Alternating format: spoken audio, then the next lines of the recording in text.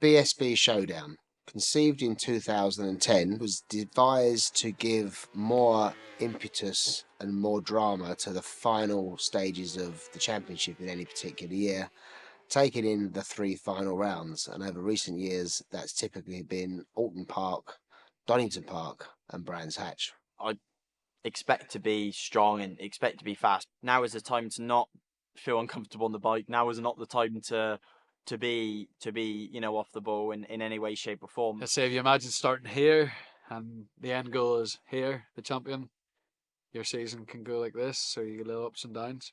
It's definitely the most consistent I've been ever in the Superbike class in the last 4 years, so I'm very proud of myself for that. We started the year with quite a different bike, as in we started at Silverstone with a new engine, some new parts, and I knew that we had speed straight away, but there were certain things that were holding me back in the races. I feel like we winged it really well. We started the year with, a lot of the material didn't arrive. We actually do round one with a standard engine, and we managed to get 3 top sixes, which we all celebrated like crazy. For me, this season obviously was last year finishing 4th in the championship. Coming into this season, my main aim was to be no lower than 4th really and fight for the championship, of course. I feel like I'm racing for the moment. It needs to be race by race, round by round, finish out the year as strong as I can, try and get back into the podium fight, and obviously try and win some races. Okay, I didn't lose as many points from missing races, but then also when you come back into the championship, it's then hard to gain any points because the points are so close. It was always only 6 riders in the Showdown. That was done by design. That increased to 8 riders shortly after.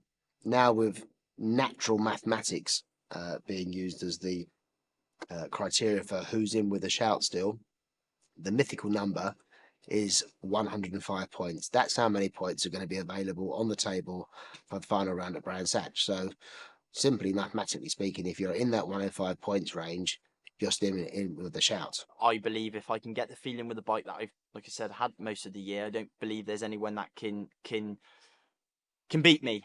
There is, of course there is. And like I say, it does come across cocky, but it's not. It's just a self-belief I have with my biking, the team and my riding. And I don't mean to make it too personal, like beat him, talk about that, but he's leading the championship, and he is where I want to be at the end of the year. So it might sound a bit like targeting him. He's a great guy. I got on really good with Tommy. He's had a fantastic season as well. You've just got to make sure, like you said, that there's no mishaps, and obviously there's always misfortune in bike racing. That's why the odds of someone to win is always a lot more than what it would be if playing football, etc. There's so many things to it: the rider and the bike and the weather and everything. So yeah, it's good enough being consistent, but there's always something that can unfortunately let you down, but that's just bike racing. So yeah, I'm just fingers crossed everything's good for the next 9 days of racing, and we can do some damage, hopefully. We arrived here at Oulton Park still within a reasonable shot at it. We're not too far out of it. So yeah, it's going to be an exciting last 3 rounds, an important last 3 rounds.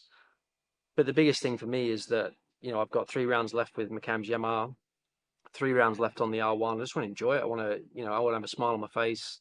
The biggest smile I have is when I'm winning. Biggest smile the team has is when they're winning. So with no pressure and the thought of we've got 9 races left together, I want to win as many as I can.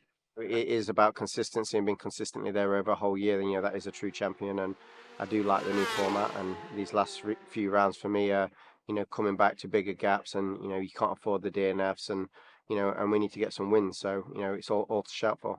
I'm going into this season now, or the last 3 rounds, thinking go all out. Nothing to lose. You're sick at the moment. If you can gain 2 or 3 spaces this weekend and close that gap down, then there's 2 rounds where you could really gain valuable points. Can we recover the competitive elements that we need, or if things have just moved on a little bit outside of where we're able to compete with? So this round's going to highlight a few areas for us. You never wish a mistake upon anyone, but I think that's the thing with this new point system. If someone does make a mistake, then there's going to be a lot to capitalise on if you're up the front as well, and you can see the points closing down a lot.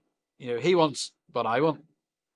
you know, and there'd be little disagreements and stuff, but you know, I don't want him to have what I want. Honestly, for me, it's just taking each race as it comes, doing exactly what I've been doing with my team all year, getting the laps, getting the data, generating all this information for the team to work in their best way, and just keep enjoying riding the bike, really. If you put that all into the mix, we'll keep it certainly very much lively competition going down to Brands Hatch. But on balance, I think it's a good way of showing that the first 8 rounds that we've gone through have delivered us a great mix of podium finishers and race winners.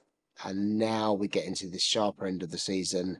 There's no excuses. There's no technical setup issues.